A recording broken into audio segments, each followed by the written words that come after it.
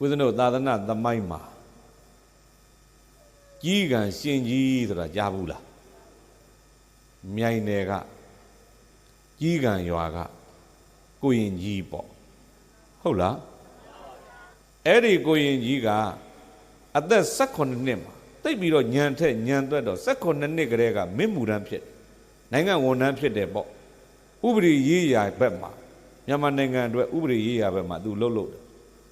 18နှစ်ကနေလှုပ်တာလုပ်ငန်းလုပ်သက်20ကြာမှာကိုရင်ဝတ်တယ်လုပ်သက်20မှာဘယ်လောက်အဲ့တော့အသက်ဘယ်လောက်ဖြစ်သွား38နှစ်မှာကိုရင်ဝတ်တာနော်38နှစ်မှာကိုရင်ဝတ်တယ်ကိုရင်ဝတ်ပြီးတော့ပြိဿစာသင်လိုက်တာခဏလေးနဲ့သိမကြခင်မှာပဲပိဋကတ်3ပုံသူတတ်တယ်ပိဋကတ်3ပုံတတ်တော့အဲ့မှာသူ့ရဲ့ခေါင်းထဲမှာရှိတဲ့ကြပြာညံနဲ့ပိဋကတ်3ပုံရဲ့အနှစ်သာရတွေထုတ်ပြီးတော့မေကွန်းတွေရေးတာမေကွန်းပေါင်း3920မေကွန်းပေါင်း3000ကျော်ပေါ့ဟုတ်ပြီလားသူမေကွန်းတွေကိုသိမဖြေနိုင်ကြဖြေတာပြိဿဦးဇင်းတို့ဟိုရွှေတောင်ဘက်ကကြီးသေးလေးတက်ဆရာတော်ကြီးဖြေတယ်1200ဖြေသွားတယ်3900မှာဘယ်လောက်ဖြေသွားဘယ်လောက်ကြံသေးတယ်လဲစဉ်းစားပေါ့ဟုတ်လားအဲ့ဒါဆရာတော်ကြီးကမင်းဆက်ပြီးဖြေဖို့ကောင်းတယ်အဲ့လောက်ထက်တဲ့ကြီးကံရှင်ကြီးကိုရင်ဘဝနဲ့နေတာ15နှစ်တဲ့ကိုရင်ဘဝနဲ့15နှစ်ကြာတော့အသက်ဘယ်လောက်ဖြစ်သွား